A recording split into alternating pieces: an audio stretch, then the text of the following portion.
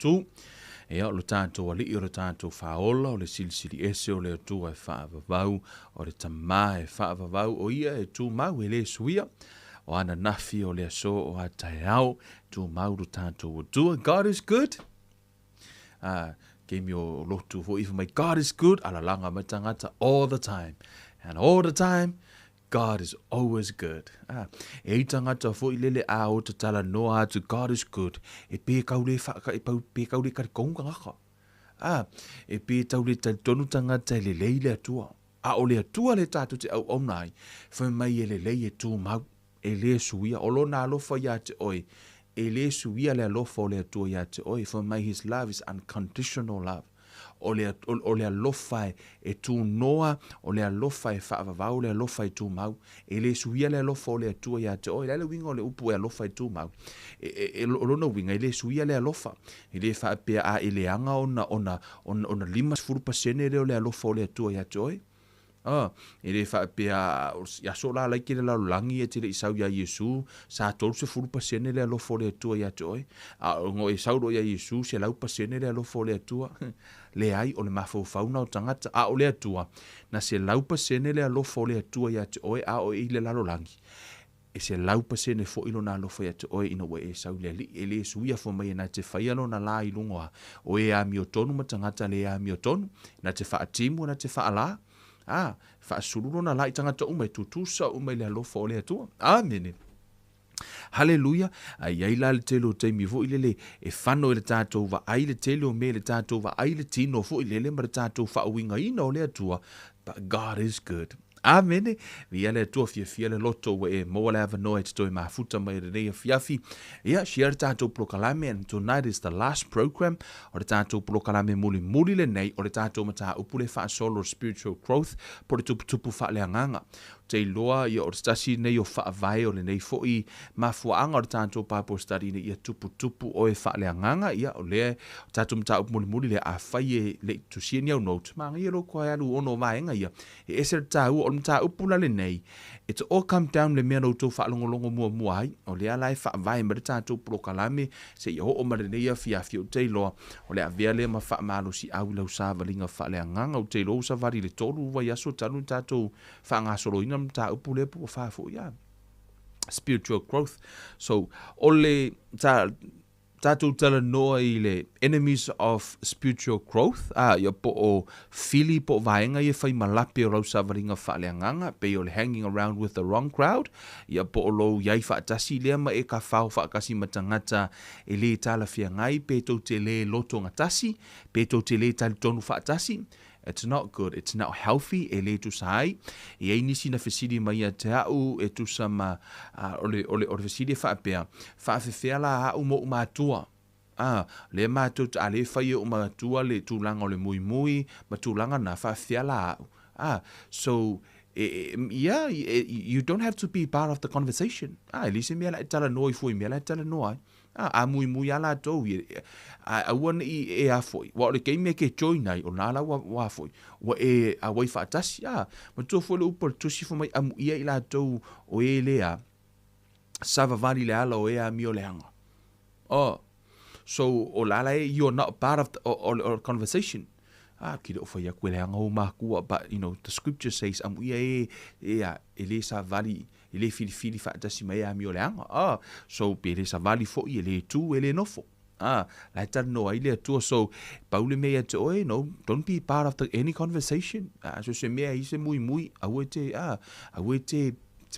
part of it yes sa vali se mai ai oi o leisi enemy o lo spiritual growth o le tūlanga o lo tino flesh tu ina nau no le tino le na tātou tala noa hai o lo tino it's already being break down isi vai aso o mawai niso tātou prokalame ia ona tu ina nau o le tasile na o fili ia o lo savalinga whaaleanganga lona tolu o le ignorance ia po o lo wola pongi sa I mea whaaleanganga fo mei ua whano tangata ono le ai o se malama ua whano tangata o le ai o se malama ia o le isi vaenga o le unscriptural teachings ma le unsound doctrine o ngai e le o ngā tusa ma fionga pa ia le atua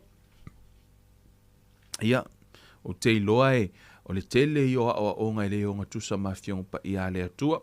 E ai fo isi a onga it really sounds nice. It makes sense i lo mafau, but it's not. Ele o fa tasi ma le upu ale atua. Ele kai o fa kasi mo ai mana i al fa longo.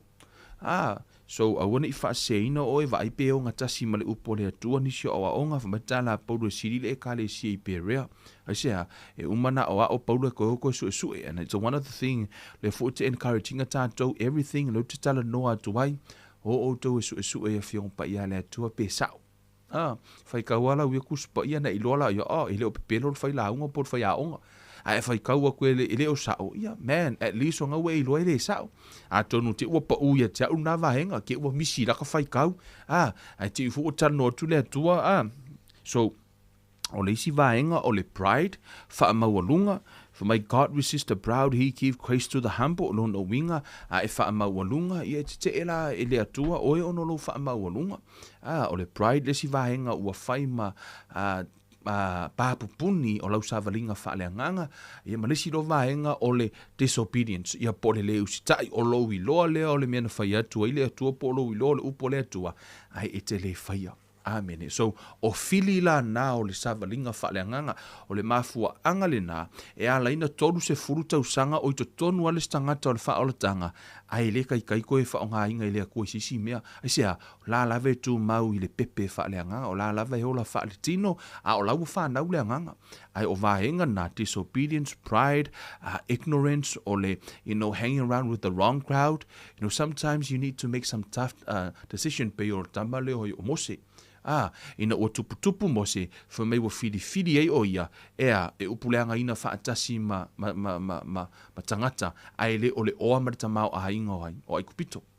So he make his choice na ia faiala na filinga e alu ese mai le lalulangi ai alu fa atasi and also I'm telling you o se fai unga pito isiri na na fainga tau na fai ai Lord, sometimes you have to make some tough decision at the tauna e faialo filinga mau tu e ofo ila savalinga I make some really tough decision i lo wolanga ila usavalinga malauta mo enga faleanga o lo mana o fa nga o le atua I turned down some some opportunity, even some friends.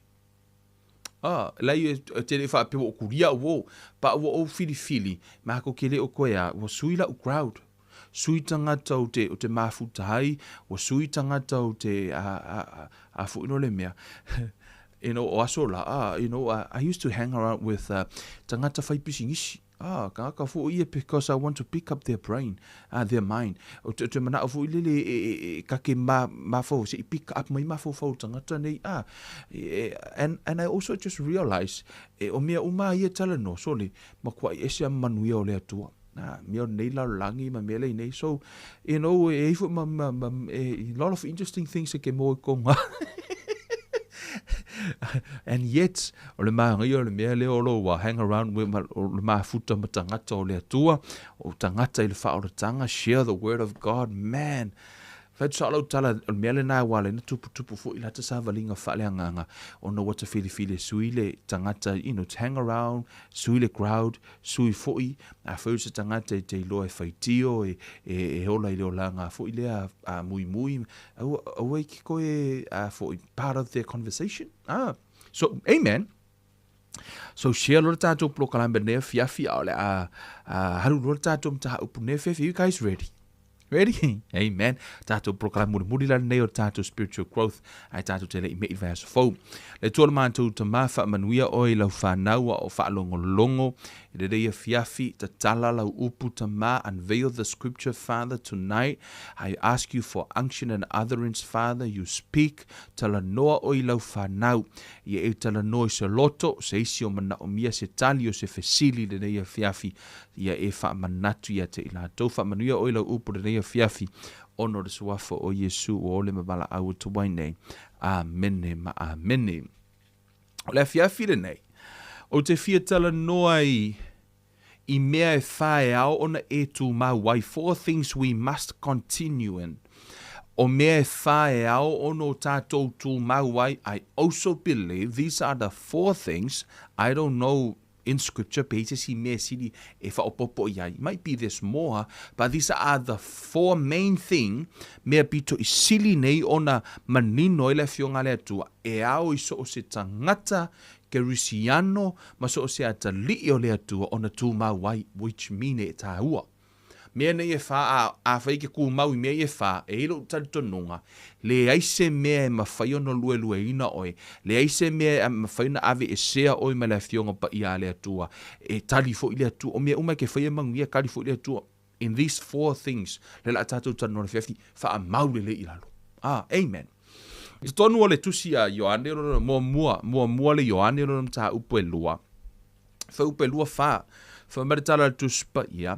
O le nei, o le mea ua o tau wha longo I ai tanu le amatanga, ia tū mau lava lea ia te o tau. A whai e tū mau ia te o tau le mea ua o tau wha longo I ai tanu le amatanga, ono o tau tū mau wai lea I le alo a toa maritama. Amen. O le tala no le tuspa ia, e iai me te tau ono tātou tū mau wai, e mawhai ei ono tātou tū mau I le alo malona maritama. A e mana o e te tū mau ia Yesu ma e tū mau le tama, o mea I e wha o le tala no e le tuspa ia, e au ona e tū mau wai. Amen. So e tā ua la loutu maua o le tasi leo vaenga e ala I ona mei tai ia ma le tu mau le savalinga wha le anganga ma fo I tua ma furi tua le telo kirisiano.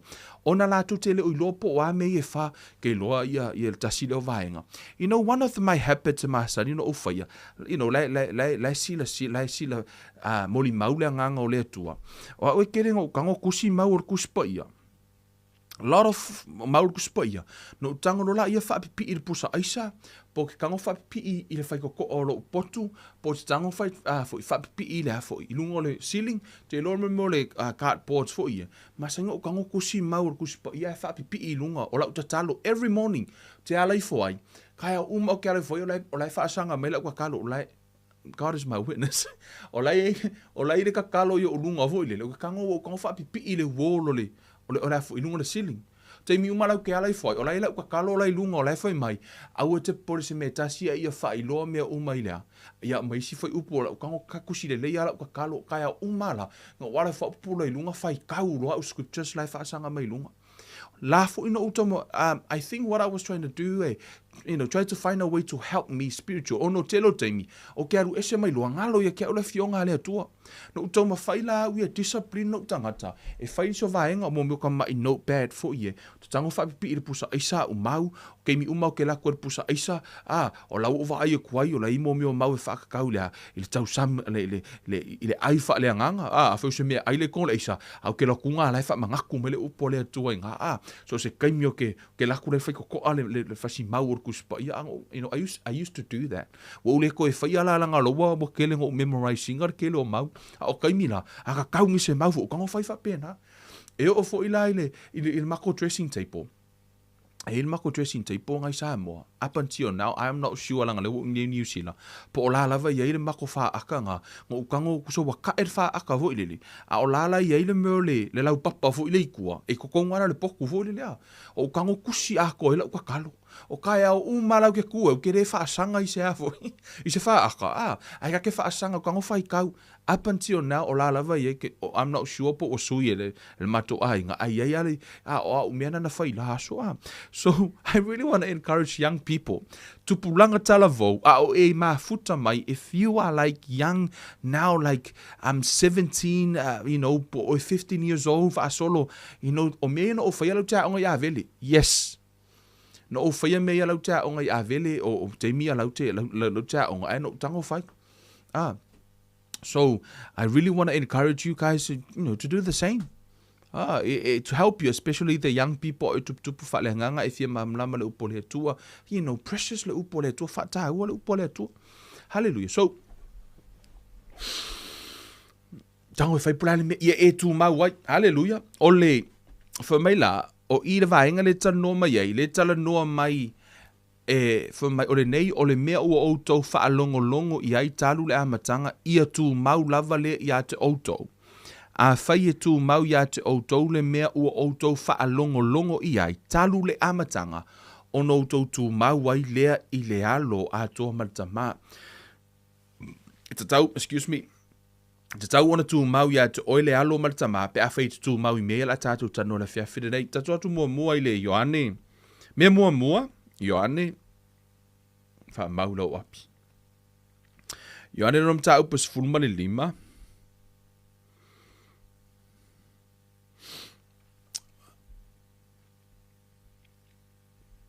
Whai upa 5. Whai upa 5. O au nei o le vine o la outou, o le tū mau ia te au, ma au ia te ia, o ia lava e fua tele mai, a wā e le mawhai e outou o na whai o se mea e tasi, pe a au le iai. Amene. Whai mai le tala tuspa ia e le mawhai, o na whai a lava e tātou se mea e tasi, pe a whai e tātou te le tū mau ia Yesu. Si I tau mwhai vali mua tu le ata lea, o nei e tā ua e tātou te le iho o I le point a. Mua Timoteo, o lona mta upu e wha, whai upu sulu 5 maris fulu ono. Whai mai le sulu 5 su ono fo mai, ia e mawhau ia mea, ia e wha masani ai, ina ia I loa ai e tangata uma o oe o le alu. Ia oe lava ia te oe, a toa malau e o atu, ia e tu mau pea I ai, a wā a e whaile nā mea, e whaaola ina ai oe a toa mai ua whaalongo ia te oe. This is one of my favorite scripture out of the ili tutono le tusipa ia. Ile tele o mau o tusipa ia. O le tusilea, le fasifai upu lea. It's one of my favorite scriptures, especially ala ulo uia vala awina maritulanga. O na whai mai, ia e mawhau ia mea, ia e whaamasani ai, ina ia I loa ai e tangata uma o oe o le alu, o le tala noa pauru e nona ata li o Timoteo. Fo maila ia oe lava ia te oe, a toa malau e o atu, ia e tu mau pea iai, a wā a e whaile nā mea, e whaaola ina ai oe, a toa mai ua whaalongo ia te oe. O ia la ina tā ua ia te au le whaatino ina mo o tu mau lea o onga. Au sea, e le ngata e whaola ina ai au, a e whaola ina I fo itangata o la e whaalongo ia te au. So, e iai la mea ta tauna tū mau ai. So, e whesiri mai Kevin, o ala mea ngai ke kū mau ai. Lela kakarango le fiafi ngai. O mea o leo te tū mau. Ma mea o lai tala no tuspa ia tū mau ai. Hallelujah. Me mua. O le upu lea tū mau. E te tau no tātou I loa. The word tū mau, or continue. Tātou mua mai le. For meditate on these things, giving yourself entirely to them, that your progress may be evident to all. Take heed to yourself and to the doctrine. Continue in them. Continue in them. For in doing this, you will save both yourself and those who hear you. E le tā ua le mea ta o lea o onga. E tā ua I o lea o onga, ai tā ua le sa o na e alu I le mea ta o lea o onga.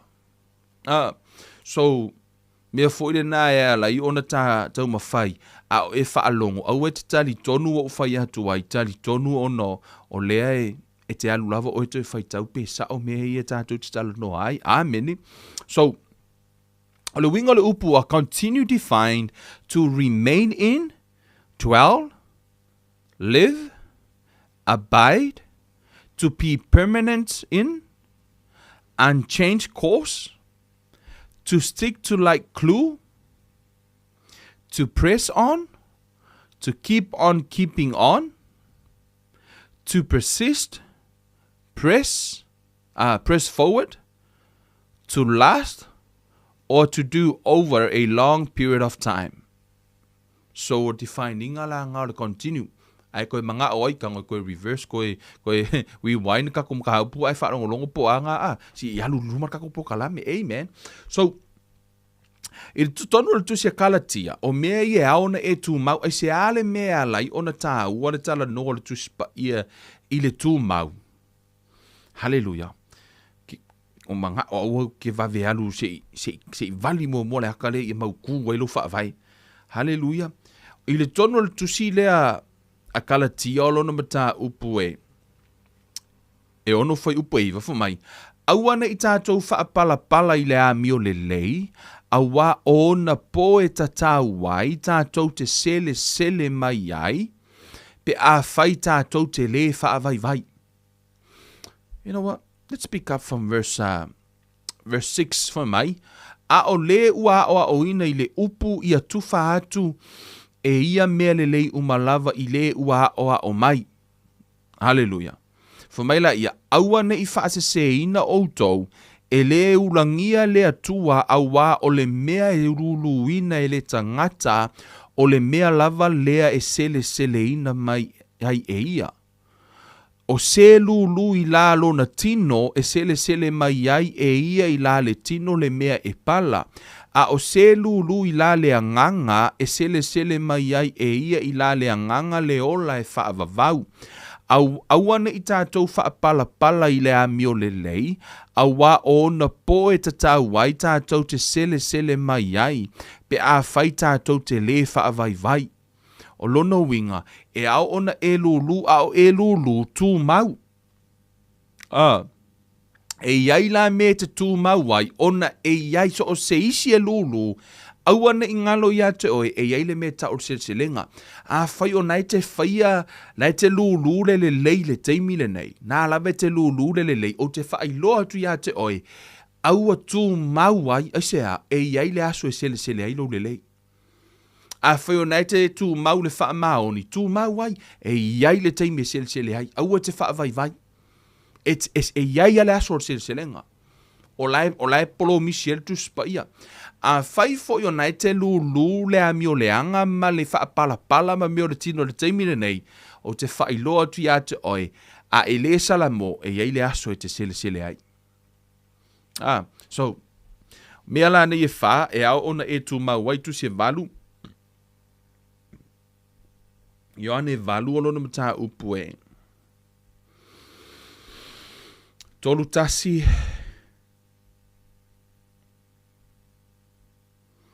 ma le tolu lua. Whai mai, ona whetalai atu leo Yesu ia iutaia, e ua tali tonu ia te ia, a whaitou te tū mau pea i la umata upu o uso o moni outou. E iloa foi outou le mea moni e tu usa o loto foi outou e le upu moni.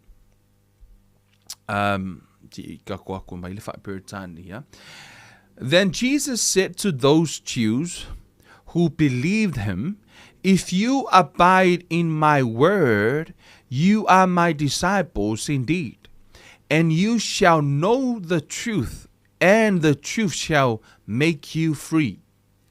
Mea mua, wha le tala le tuspa ia, e le tauna ona e loa le upumoni. Mea mua tusi lalo, continue in God's word. Ia e tu maui le upu le atua. The word abide and the word continue is the same meaning. To remain, to be permanently in, to stick to like glue, and unchanged course. O le winga na o le upu abide, ma le upu remain, po le upu continue. O mea nei aona e tu mauai, tu maui le upu a le atua. So, e le taulana ona e lo le upu a le atua, e ao ona e tu mauai, the first things e abide ai oe ma tu mau, o mai Yesu, if you abide in my word, e le mawhai ona e loa le upu moni, pe a whai e te le tu mau le upu moni. Mea mua, te le tangata o le whaaseina, e le tu usa o lotoina o e le upu o le atua. Pe a whai e te le tu mau le upu o le atua. E le tu usa o lotoina fo i o e le upu moni. O le upu moni e te iloa, e tu usa o lotoina o e when you know the truth will set you free. So e le set free ingala o e le truth, e set free o e le truth o nai te iloa. Amen. So the word no le tala noa le tuspa ia I, e pei lava ona tala noa le tuspa ia foi mai ua I loa e a tamu Eva ona whanau leo Eva. O le upulala na I loa le tala noa le tuspa ia intimacy, relationship, o inala, when you know the truth, a whaia iai ole tu ai ngai loa leo ole mea moni, you experience the truth. Amen. If you abide in my word, you are my disciple. And you shall know the truth. So you need to know the truth. It's not the head knowledge. It's not the intellect knowledge. This is the experience knowledge. Knowledge. Ole intellect knowledge, ma le experience knowledge, ole melena, ole loa lea mai ate ole mena e experiencinga.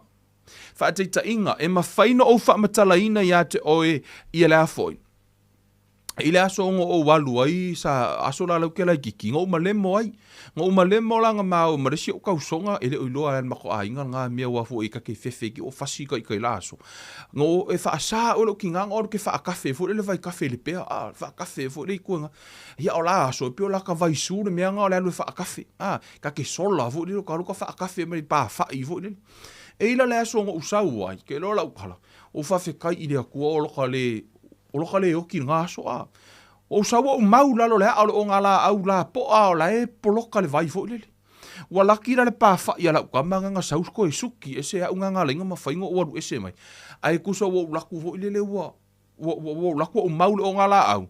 Ai lu waku la o pa fa I kakao au fo lele le la e laku wale vai kafi. I o ngā kai mira ka ke la I kiki. Waka fiu e kulei e se le pa fa I. E wole ma whainga kulei e se. Ia ua laki la ukama ia muli o kumalako pāwhai. O aku fo ilia suki la pāwhai ngā lenga ma whainga o aru ese mai maa ua. Ke loa, o lo experience ngā sa kupu no o loa ni mea ka ole malemo. O I ngā fu I ngā ngau sala moa I ke le I koe ka ele se vai kafe. Ke loa, o le ngā aso, whako a o ingua ngā le vai kafe o ke loa. Mako wa I kumu lo mga vai mea ka ole malemo. O le winga la utala. Sa tele no ufa alongo o kei lor mea ka o le malemo le knowledge. Ma koe o malama o le malemo o le kangaka o lawa ilano le vai. Na matua I ese ale mea ta o le winga o le mea ta o le malemo ia ke au. Inga ua o malemo. Kusa o ngā mai lo le mea ngā ave le kangi ar ka malo. Kua yo usala mo mea kong wala ngā ka o le experience loa sala mo loa mai ke lo wa fiu lo ki ngai sasa ke lo sasa so o lo miti la so ile ka ele le vai ki ngā mai au ka ele au ka vai kafe ke male mo sasa ka ika kua yo ka le kusa waka loko ai sasa ka ika ai ka ke halu ka ele ai inga ua ka kofo lo la le mea ka o le malemo. Ele ikau koe la unga melo ki ngā ia kia au ka sa sea. Makua i o ka sala mo ai sea. Mua matua I o ui loa le mea ta o le malemo. Whaapena fo ila le upuleta noi I. When you experience the truth, and the truth shall make you free. Pe aho o le teimea, le ufa o ngā le upu experience. Pe aho o you should know, o le know le nā le ta no tu spa ia you experience wa e loa le lei. E se minan kupu yake oi. So ia ila le teimea to o tele tangata fo ia, you know, there's a lot of preachers, lot of tangata fo ia lai la unga le upo le atua. Lai tala noa mai le head knowledge. Ona me whaina e study inga le head knowledge. Ai te le I experiencing le mea lai tala no ai. It's different. Te le o whai atu lai tau walu experience wana ala na umei le upo le atua. E ta hauwhi mai ei oe pe fo lo tina. Ka mo whai ka hauwhi a oni ua o le leanga. Ungi ima le mo lang kama. Ai alu walang kama. So it's the same thing. Te le isi mea o le upo le atua. E le wha ape o lo walu se ie o le leanga ina ie o ina le leanga. No, lawa umana ta umele tuspa I awe te whaia. So e le o tau ma whai le atua e ngā ngase mea e mai ake oe mai iska ngaka. No, he tried to protect you. He loves you.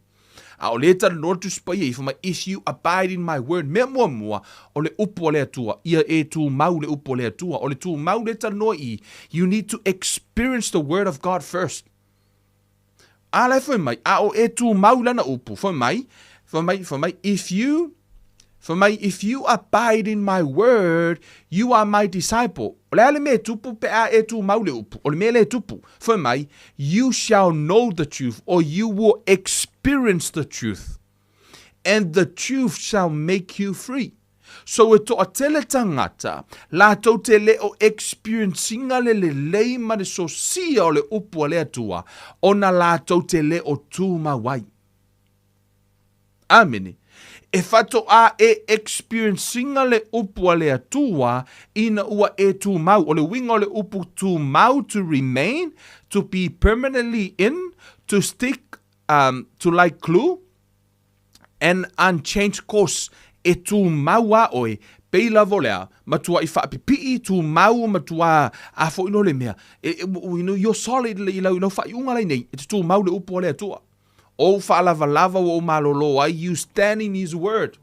Po le a lava le isi mea lo whai mai, you still stand in his word for mai, a e tu mau la upu, you will experience the truth. For mai la ia, o le truth la na experience oe po o le nai loa e oe, le loa le experience knowledge, o le loa le na foi mai, e na te whaasa o loto ina oe. So e le whaasa o loto ala oe lo I loa o le upo o le atua I lo mawhauwhau. No, se I longa e te tū mauai, whato a experience oe le truth. To a tele la tangata, la tau te leo experiencinga le truth a le atua, ona la tau te leo tu maui le upo le atua. So important le melo tanoa le fiafire nei, ina ia e tu mau le upo le atua, fe upo iwa. Has the Father loved me, I also have loved you. Abide in my love. Mea lona lua leo tfia tanoa le fiafire nei, e te tau ona e tu mauai, abide in his love, continue in God's love. Me mua, continue in God's word, tu mau le upo le atua, lona lua, tu mau I le alofa o le atua. Amen. Tu mau I le alofa o le atua, fa upo iwa, for my has the Father loved me, I also have loved you. Excuse me. Abide in my love, tu mau I lo ualofa. Tau te ilo le mea le no fa iatu o le atua o le alofa. Ai se a fo ile mea le na foi mai le tu spa ia te tu mau I le alofa o le atua. Ona o le atua e le suia lo na alofa. A o oe sui lau pipi. Mea le nai ala ino fa ia tu ia te oe se lau pasenge ala alofa o le atua o ele anga. E se lau pasenge fo ilonga alofa ia oe au ele lei. E se a. E ala na foi mai le atua te tu mau lo na alofa. O ngai ke fo I mai ia e ku mau ale alofa o le atua e le suia. E le suia la le alofa o le atua, a e sui lo tātou pipi I ma le tātou tū mau. Mea fo ila nai ala ina fo I mare tala tu spa ia. Continue in my love. Tu mau I lo alofa, abide in my love. Lai fo I mai e te continue I le alofa o le atua. That's what tu mua I le Efeso. Efeso lo na mata upu. Wait, let me go to Simon Bible. Efeso o lona mata upu tolu, fa upu sfulu fitu ma sfuma leiva.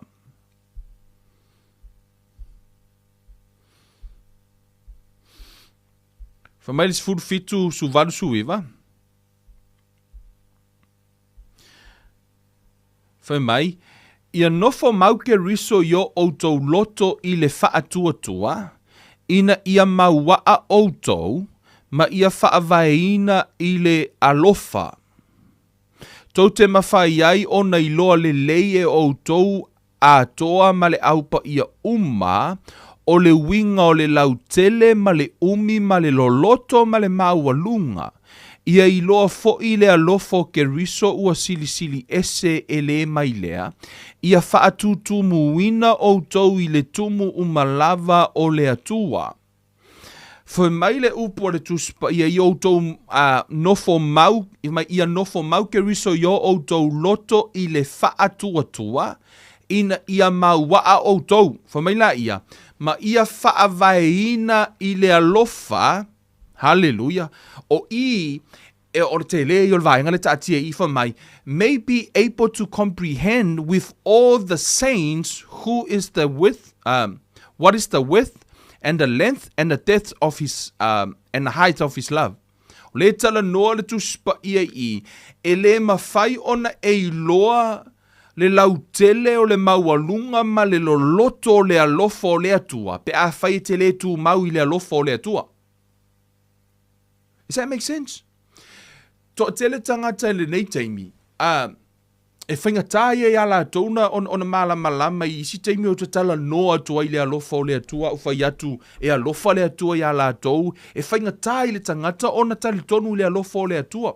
Ona whato a e malama I le lau tele o le maualunga ma le loloto o le alofa o le atua, pe a whai e te tū mau I lona alofa, e le ma whaina e malama I pe a whai e te a, e te le tū mau ai.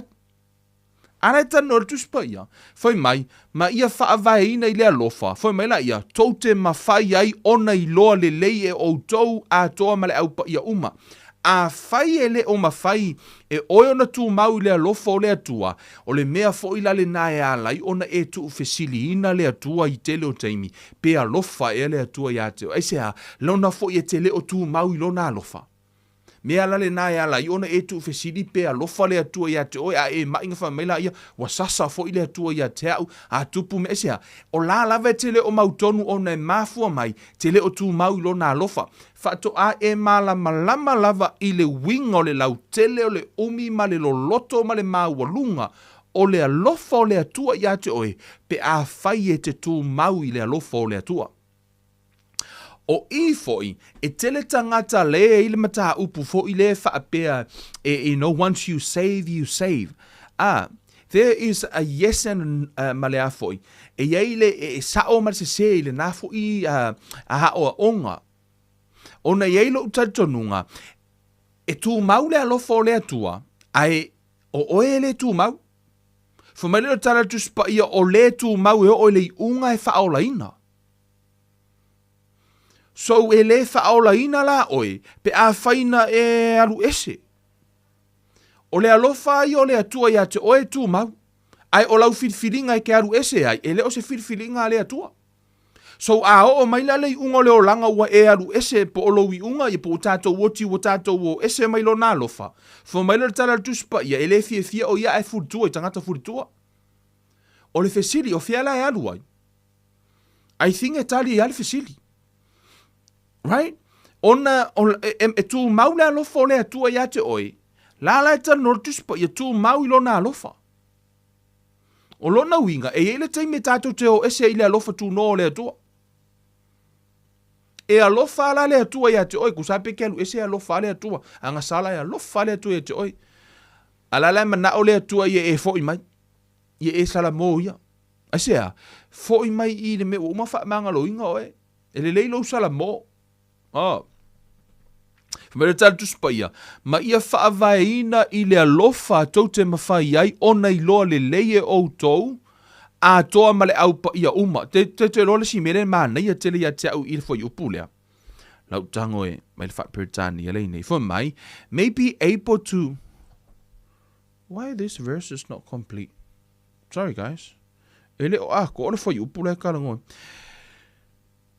Be fully capable of comprehending with all the saints. Te role mea te fia I le vainga le tanoa I. O le tala noa tala tusupa ia with all the saints. E le o tala noa mai le tusupa ia na oni nei tangata la tau te malama I le loloto lau tele ma le maulunga ma le sisiri ese o le alofa o le atua. No.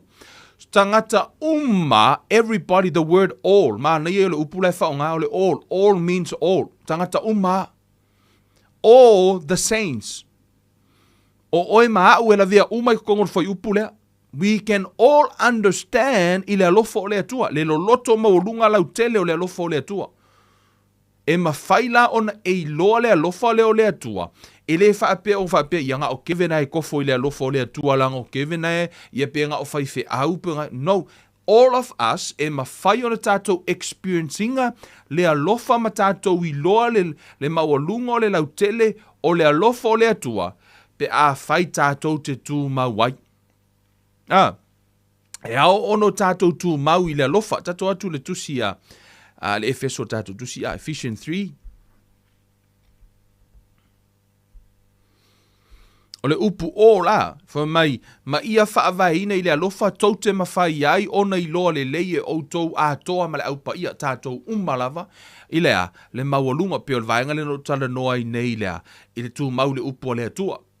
E le mawhai ona e experiencinga le upu o le atua pe a whai e te le tū mau ai. E le mawhai fo I la ona e understand be e te malama I le loloto maualunga lau tele o le alofa o le atua. Pe a e whai e te le experiencinga le alofa o le atua. O le kaimia ke ku mau I kongo le alofa o le atua. Ke wa aila iai o ke you learn something new. You learn a lot of things e ke le malama I tau te iloa la. Wo o I loa e au le te le. I'm not saying wo o loa uma. O le o whai atu. O le mele le no tala noi le alofa o le atua, ona o lo tangata. O te iloa if I will put myself I lunga o le tūlanga foi lele, I am not qualified. E le oa o se tangata foi lele o te iloa o te anga vaa ia o a o le upo le atua mala unga le upo le atua I lo pe a o kango I fais lo CV ai kuua ununga I. I am not e le oa o se tangata ta tauno o faia. Ai ono uloa le alofa ma le ono sa'i o le atua ia te au. Onga o le kele o kaimi o ke se ai, there's a one thing I always do, o ke fo'i ai le atua, wo uloa le alofa o le atua. Ia, po le a ma le a, o ka ke ku mau ai le alofa o le atua. A o tu mau I le alofa o le atua, wo o iloa ngei le lo loko. E le keimi alo lua makalangoa mo si o kua lua, fa marikala si o kua lua. Ke le ilo po le ale mea ala ngā foi, ngā wha amanga lo so o le atua. Po le ale mea, e isi ke me makitha ka ngisi foi le sea. Le lo loko le alofa o le atua. O fa yaku le ala foko asea. Ale me wala, yuna malama I le lo loko le lofo le atua sea. Ka so se taimi e ka ke se ai, ka ke fo ia kunga oka se mawhanga. Ke vai kunga pio se avenga e ave ese aku. Ai au ka halu ngai kua I loko olanga, ke vai ngai oka se mawha o me loko. Aru ke me ka ke sau ai, ke vai, man, feel welcome ke lo ke me ka koe fo I me le li. Ka kere o sau fo le o sau ungi le akua ma se rua le whala a sasa ika pio la so fo I lele. A o ka whaalonga ka o ka fo I mai oka. Se o ngā la aula e masa nganga whai e la ulo miti le kalanga. Sau. Alo vai me se la au I ke ilai. O ka alo la ia au mai ka mai la au fo I lele. Ka mai la au fo I. Aro ko ngā kalanga. Alo su me se la au I ke ilai. Ingo ka alo la ia su me la au fo I lele. Rai ka ke ilo ka kere ilai fo I lele ma. E la ko ngā mawhauwhaunga ngā, but that's not God. O le atua lai ke fo I mai, whakula ukala ia ke oi, so o se kaimi e ke sau, pe whako a e fo, I la se anga sala ke le anga e whaia. O le a lava le lo loko le anga sala e ngaka i anga sala. A e fo I mai le atua, whakula ukala, oka se, o I ngā loi ke fo I mai ke vai o le ke le I o le alofo le atua. Ke iloa ia o kamanga le sa whai e Yesu iai. Whai Yesu iai, le whamatala Yesu le tala whapea. O le kangaka I ke lelanga ai ka lafu ai whamangalo, ai whamangalo. Ma le kangaka I lai kiki langa ai ka lafu ai whamangalo. Fo mai la I o kala Yesu I langa auso. O feo kangaka I e sililo ngā lofa. O le kangaka I ke lele le anga sala ai whamangalo, po le kangaka I lai kiki langa anga sala ai whamangalo. Ai fo mai kala auso, o le kangaka nga ke lelanga anga sala ai whamangalo. O le kangaka piko I silinga nga ke lelo ngā lofa. Ma Yesu whapea ngā. O le mea fo ila le na, ona yeilo tātou nunga a whai ke mangaku I le eisa uanga sala. Mea fo ila le ngai ala ingala I ki kilo wa lofa I le akua langa lai ke mangaku singa uka ma ianga sala nga whamangalo I le atua. Ai wa ai foka ika, ai oka ngiaka nga sala. Ai wa wha mangalo inga I le atua. O I ngā fo ke ilo ai, le lo loko le alofa o le atua. Po le a lava le anga sala, o e kaure ka ua. Kango I poing se mea piko I sili ngā lo loko ngā ki whaapea o le anga sala piko I ke le ngō whaia. Let me tell you, a e sala mō, ma e kau I le atua fo mai a, wha mahauni tau, wha mahauni fo I le atua wha mahangalo. A e ka uala I le atua. Wha mahangalo a oi ngai wa uma, mahangalo. Le alofa ngā o le atua ia ki oi. Praise God. Ai le mawhai fo ilana e malama wa o I. E tele, lot of people, e o te iloa le struggle I le vaenga lea. Sika mai mea e whai kiuti o la tū langona, fo mai oi. Ma fo ia I kua lesi. E se ha, because o lai, e na te le o iloa. Tusa lava pe et o le a, let me give you this advice. Auni I pelongia o ele ti Apollo. o le a lava le anga sala nai te ola i le teimi le nei. Lau tala ia te oi, tū mau te tonu i le li. Ia, tū mau pele lofo le atua. O te le o wha ape o wha ia koe kip whai pele anga sala. No. E iei le teimi e te manu malo i le anga sala, ai auana i e alu ese mai lo nā lofa. Ono le teimi e te alu ese mai i lo nā lofa, ona le eilo se so animo, oe i e pete le malama, ai a e ku mau ai le lofa o le atua. Hallelujah. Wo umanga kokongi, ka kalo i le atua. Ia e manu malo mai ngā, langa la umea ngā sa whai. Te iloa ile e iwa i vainga o loko fo i o langa ngoka ola mai ai. Ai ngoka e whai a lai kake kokongu al wha ola kanga. Ia. Ngoka ka kalo ala i le atua. Fe soa soangi mai e kia ui o malo i ngei mea. Keo kei loa. Ai. Halu ar ka malo ar kei minge ua. Kua seki ar ka malo. Ia, o seki. Imagining me fo lele fo I kua se I fix mua ka sau. Waere ka kongunga ngā si wapia. Ka ko wo se ia. Si ka ko le lenga ko mai la I le akua. So le whawhianga ele lei man lau langi lenga ele anga mai ei. La e koe fo I le me le anga na. Awange I e whaia le mele na whai le finge fo I leo lea. Finge o Naomi. Finge le sa whai Ruta. Ma Naomi. E loa le le finge leo o Ruta I oi Moapi. A le muri a Naomi. E o ki inga I oi Moapi. E se a le ima se mele lei o kupu I Moapi. Le ato lo langi. Whape ngā fo I la.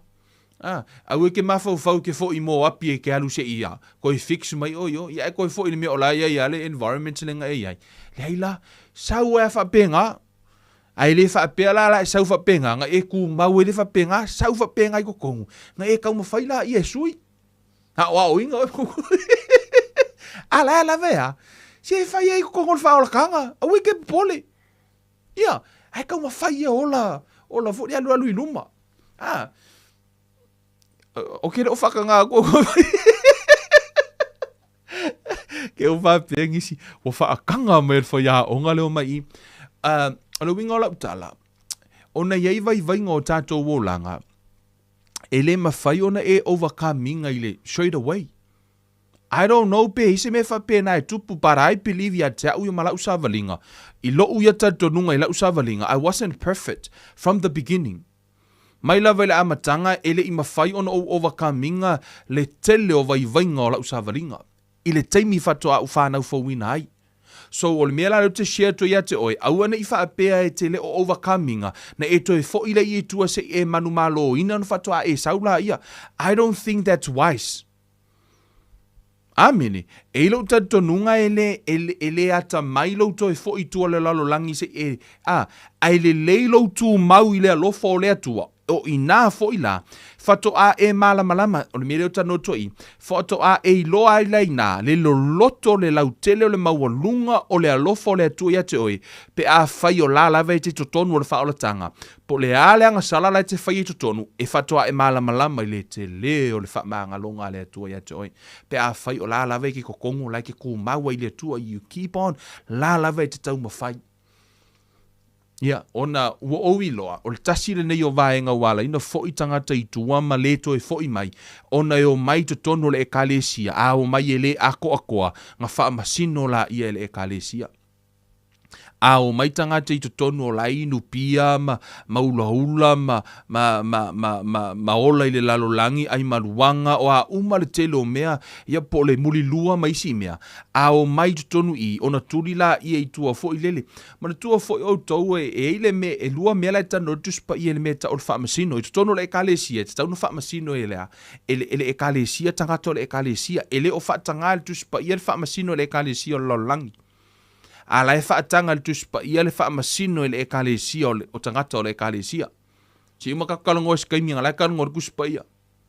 E iai le ngā ruenga, ia peo ngā ruenga whaife au, e whaatanga le tuspa ia le whaife au na ia whaamasino o tangata o le ekalesia I le o langa lai o lai ono o lana ngā ruenga le nā.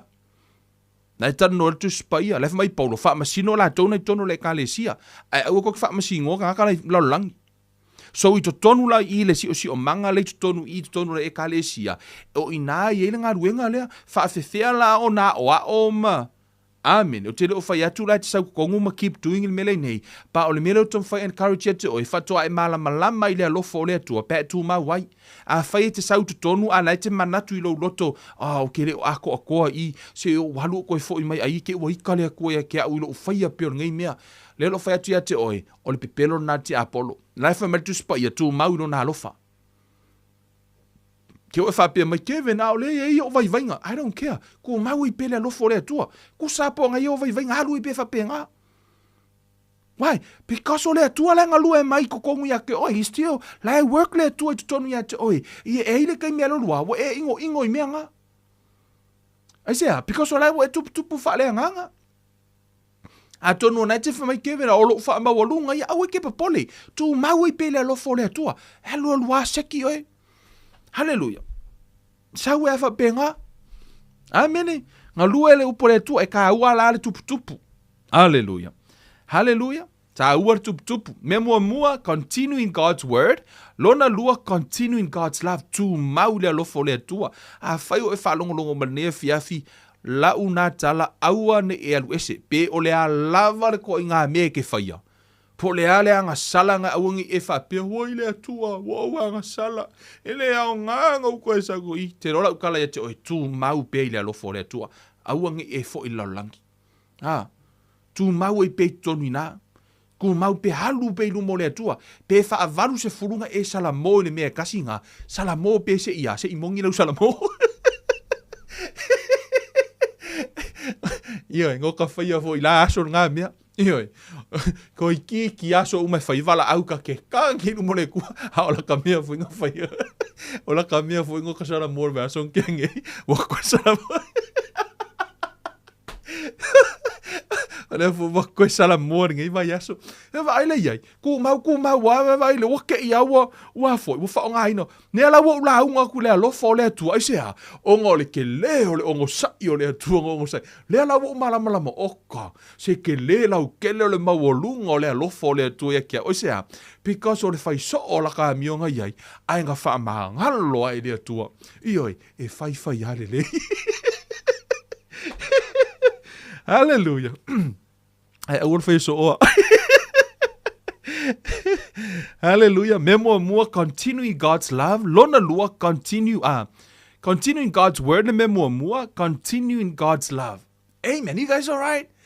Lona tolu. Tata tu se kolose. O lona mata upue wha.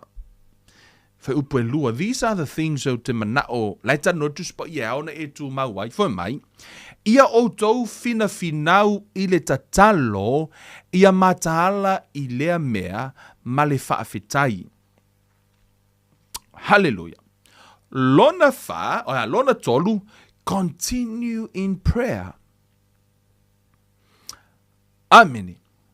Tu mau i le tatalo, i le ma le whaafetai. Ia e to tele tu sia kolose, o lona mta upe wha, fo i upe lua, fo mai ia o tau fina finau i le tatalo. Continue earnestly in prayer.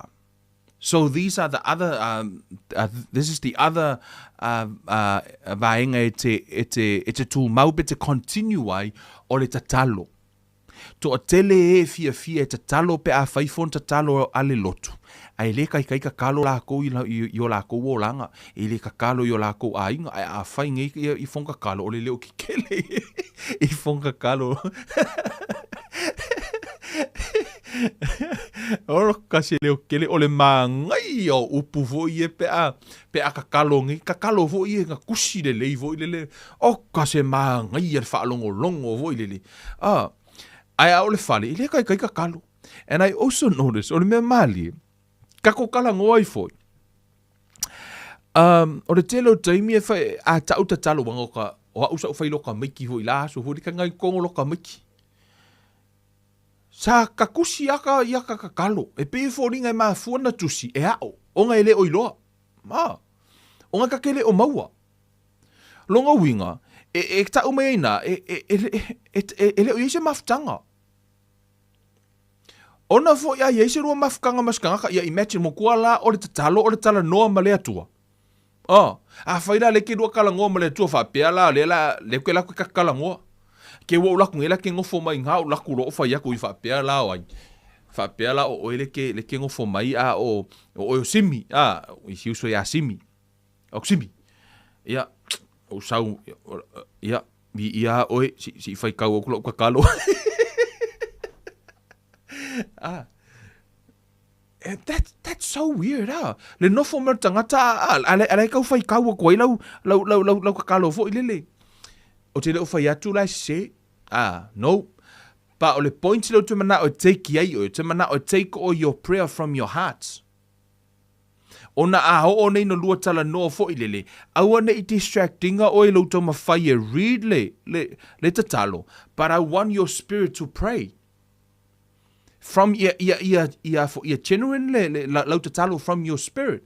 Tau te loa I le vaenga lea, one of the thing o te I, o le upatus pa ia whai mai, ia o tau finau tu mau te talo, ia mataala I mea ma le whaafetai. O le tasi leo vaenga, ta tau no tātou learning ai tutono le tātou wola ta talo, o le whaafetai. Learn to be thankful. I also experience o te tango tu le tatalo pe le hamburger. Fa pe le KLM McDonald. E te vai o tunga fo I le pangi le lunga yai mal mer ka mai meat patties ngai tutonu ia mo mer ka mako le cheese o mea umare ngai fa pe na la mer le hamburger fo le ke ka ku fia ka ke ai. So for me prayer is like that. E pei fo ilele o lai to tonu au mana onga, o lai to tonu mea lai te complain, o isi mea ai awane ngalo ia te oi, you have to be thankful. E ta tau fo ina hele whaafetai to tonu o lau perka lea. O la fo le fo le winga o lau tala, e le mana ia o loa, o lou sai lea tua, lai ke sai lea tua le mea se mea lai tupu, a la fo ia, o la fo ia ko vā kui lo ola whaafetai. I don't know, but that's better than all complain.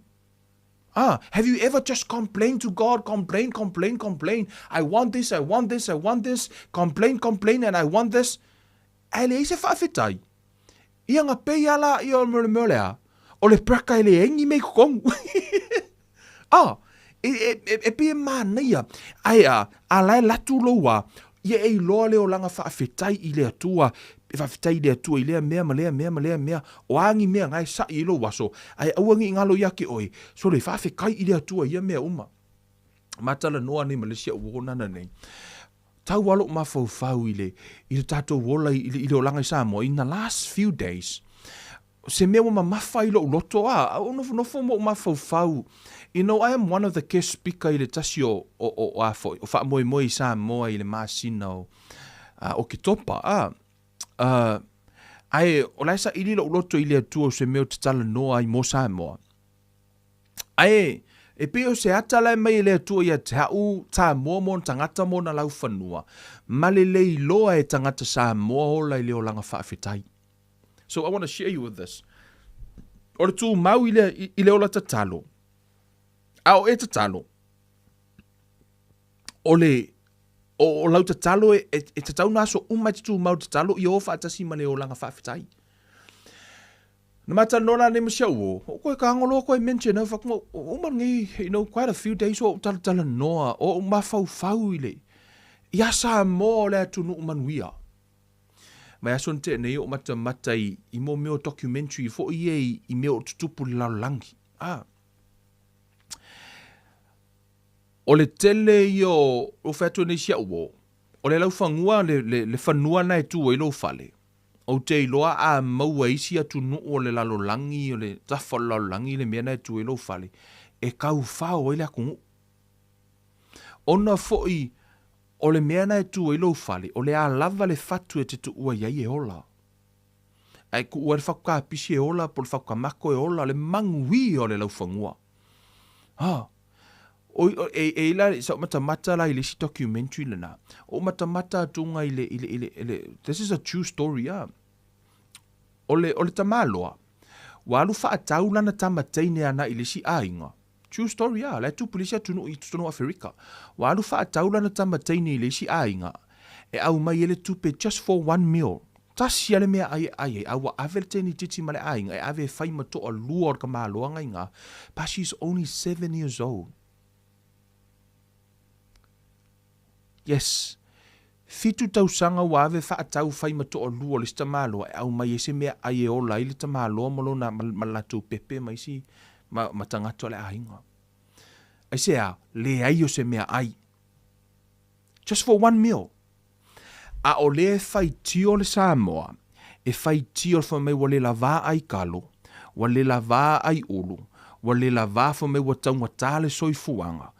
O le whai tio ai o tātou tangata I mea nei, tātou te leo appreciatinga le mea alofa ma le whaamanuyanga, tātou te leo whaafetaia le atua, tātou te complain e alu lunga o kau o le pengisingi, o le alu lunga o kau o loa fo me o kaunga kāmea, mo me o meat, o mea uma, ai tātou te leo whaafetaia le atua, o lae ola le kāpisi I lunga o le laufangua, o lae ola le kukama, o lae le ulu, o lae le kalo, manuia o mo le atua. A e alu le sami, o le mākou ngu le mea o le kungange, o le pipi, o mea umalava ke maua I kua le mākou ngu.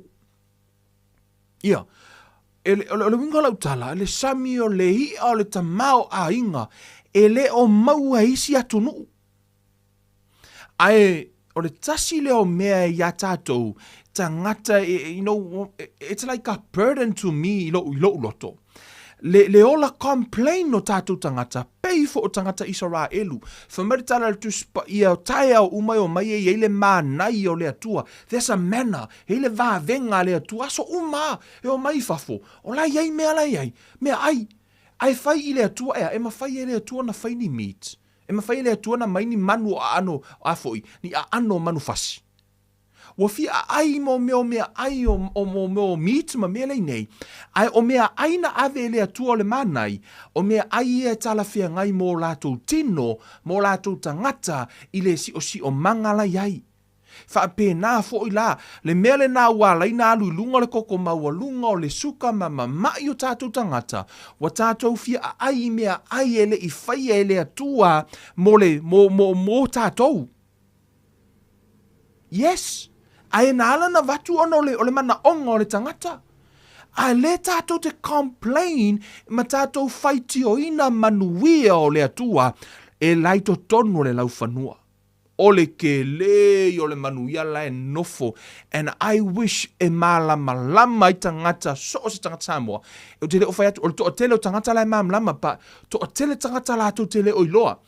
O tātou, la lava no nofo ona tangata I lunga ona la atu lau whanua. It's a blessing. Ele kulia o se isi mai ai foi lo tatonunga. Ele ai se Samoa I to tono Samoa e te tauna whaonga ina ele upulea homeless. Ele te tauna whaonga ina le upuna I to tono se ainga Samoa le homeless. E ala na homeless le tangata ona walefia nofo ino na ainga. Ona walefia halu yo. A o mea nei, o la lava, man, I'm telling you, pe wako e whaapupula I le atua, so whaapea, sorry, ka, isi kaimi like, man, Samoa, I wish you guys understand, le blessings a le atua na ilunga o Samoa, talosia o tau iloa. Ai, yeila masi ata wa au mai e le atua ia te au in the next few years, don't be surprised e tupu le mea lea, ono le mea leua whailoa mea le atua te au, lea o tau first receive now. In the next few years, from now on, e iei le taimi o le atao fia I ngā luenga whaavai taimi. So, awala ko ki surprise le taimi e tupu le mea na. E iei le taimi o le atao fia I ngā luenga whaavai taimi. A e o atu le taimi le na, e le o ngā luenga whanua o Samoa. O na le aila I o sana selenga. So, o le taimi le nei, e iai le taimi e o mai taimi whaingata ia Samoa o nei le o ngalueina e Samoa na lau whanua. Yes. Pio se meo loa taltano mai le atua ia te au ma whailoa mai ai. Ia le waka whailoa ki ake o kou nea fiafi. Ona e le o ola Samoa I le ola whaafetai. Lātou te leo whaia le nei meo te talo whawhitai i le atua, whawhitai i le atua nai sa o loto lau a inga, sa o loto lau whanau ngā ruenga, a kongu ngai ke whaikio i le atua, si i o mako kokongi, si o le mele ngai o lai ke whaikio le kupe ngai ke moto te iloa, nai tau te a ai fi le mu, ele o iai se sa mo o ki o le au se mea ai. Lai ai lava o tātou whanua. Ia. O le ke le o le manguia lai tutonu o tātou tangata. So, mea lona tolu e au ona e tu mau ai, tu mau i le tatalo. Amene. Ia e tu mau i le tatalo, tu mau i le upo le atua, tu mau i le alofa o le atua, ma e tu mau i le tatalo. Amene. Awana I e anu ese me tatalo, you know, I don't know, palal me o tala noa le nava enga ba o te mana o e whailoa, amu ia o e pe a whainga ke ngofo I sa mua taimi nei, a whaio le te ngofo I sa mua taimi nei, I encourage you, ia e loa o la whawhitai I le atua I mea nei tutupu I tono statu wa tunuu, I whaamanuianga le atua o mea ai o vainu, o mea o moi tono le tatu o tunuu o le vai, mea uma whawhitai I le atua. Amene. Maua o le anganga whawhitai, aua te ola I le ola whaitio. Hallelujah. So continue in prayer. Tono tusia Tesalonia, mua Tesalonia lon mta upu e 5. Foi upu e 7 ma 8. Mua Tesalonia. So 7 ma 8 foi mai ia tatalo ele au noa. Ia o tou whaafitai I mea umalava. A wao le fina ngalo leo le atua ya te outou ya ke riso Yesu. So ia tu mau I le tatalo. Whamai tatalo e le au noa. A o kei mi umai ko ke kakalo ai. Aua ne imisia lo whaafetai I le atua. Whaafetai I le atua mo Samoa. Whaafetai I le atua I mea ai. Whaafetai I le atua I talo. O mea uma o le vai o le tau. O mea uma whaafetai I le atua mo tātou tangata, whaafetai I le atua le whainga malo, tatalo mo tātou taitai, ina ia whohai le poto ia te ilatou, ina ia whaapeo na maua ai e tātou le nofo fi le mu. Amene. So whaafetai I le atua I mea uma, whaafetai I le atua I manuia. Praise God. Ma le lona whaloa, whaamahe ai lona I tātou prokalame nea fiafi. Just bear with me, guys. Le tusia ngā luenga. So le mua Tesalonia 5, sfurfitu ma sfurvalu le fai upu lena lena fai tau nei ia tatalo ele au noa, I outou whaafitai I mea umalava a wā o le fina ngalo leo le atua ia te outou ia ke riso. O le isi tusia ngā luenga. So, tu mau I le upo le atua, tu mau I le alofo le atua, tu mau I le tatalo, mea ia laita notus pa ia e tu mau wai. Tu se ngā luenga e sfuru whaa foi upo e lua sfuru malua. Whamatala tus pa ia. Ua wha ma losi I loto o le au soo, ma poa ia tu mau I le wha atua tua. Ua wha pe atu foi. O pua ngā e tele e tatau o na tātou sao atuai le mālo o le atua. Ma le mea lona wha, tu mau I le wha atua. Abide in faith or continue in the faith. Whamele upar tuspa ia we ele ma whai ona fia mai le atua pe a whai ele aise wha atua. O le wha atua lea I le atua, tu mau I le wha atua. Totono le tusia e Peru. O lona mata upu e ono. Foi upu e se furu ma le lua. Whai mai. Ina ia le pa ie, a ia wha o ao ie ua maua I le wha atua ma le ono sai mea na fola ina. O le upu tu mau, e te tū mau I le whaatua se I e maua. O le a lava le mea nai te tū I le atua, nai te whaatua I keep standing in faith. Wha mai ina ia le pai e, a ia wha o ao I e ua maua I le whaatua ma le ono sai mea na fola ina. E le mawhai ona e maua le mea nai te whaatua I pe a whai e ke foi ai. For my, that you do not be slackish. I think, slackish. It means laziness. But imitate those who through faith and patience inherit the promises. So, e te tū maula I le whaatua pei ona tū mau o Abraham I le whaatua tū mau Iosefa I le whaatua o Abraham o tā vita, lai tala noa ai le e perusuma tasi, lot of people tā ua are heroes of the faith. I say because na tū mau I le whaatua I le atua, pēna tū mau I le upu o le atua. For my faith and patience inherits what has been promised. O le whaatua ma le ono sai na mauai. So, e tā ua lo tu mau le whaatua, faith comes by hearing, hearing by the word of God. Amen. I tonu le mua Ioane 5, foi upo e wha. Mua Ioane 5, foi upo e wha. Whai mai. A wā o I lātou uma o e whānau mai I le atua, e manu mālo I lātou I le lalolangi, o le nei fo'i le manu mālo e manu mālo ai I le lalolangi, o lo tātou whaatua lava. Amene. E te mālo I le lalolangi I lo whaatua. Ia, mea ngā leka umar kuspa ia, a e fia ola la I le ola manu mālo, e te manu mālo ina mea mai le atua. E te ola manu mālo I le whaatua. Your due season, your breakthrough, your victory will come. So do not lose heart, continue in the faith, trust God. Tu mau I le whaatua I le atua. Aua ne isuia lo whaatuatuanga I le atua. So o mea I e whae ao I so o se tangata o na tū mau ai, mea mua, I e tū mau I le atua I le upu, abide in his word, lo na lua tū mau I le alofa, aua ne I e fo I tua ono se mea ua tupu I lo o langa, mea tū mau pe I le atua I lo na alofa, le leilo pa u I lima o le atua na I lo le pa u oi, o oi le lalolangi. Le leia lo pa u a lete pa u I lungo le lima o le atua, I sea, tu e whaatu o le atua. Pa ua I penga, a laike pa ui lungo ao le atua. So malesi lona tolu tu mau I le tatalo, abide in prayer, or continue in prayer, ma le ola whaafetai.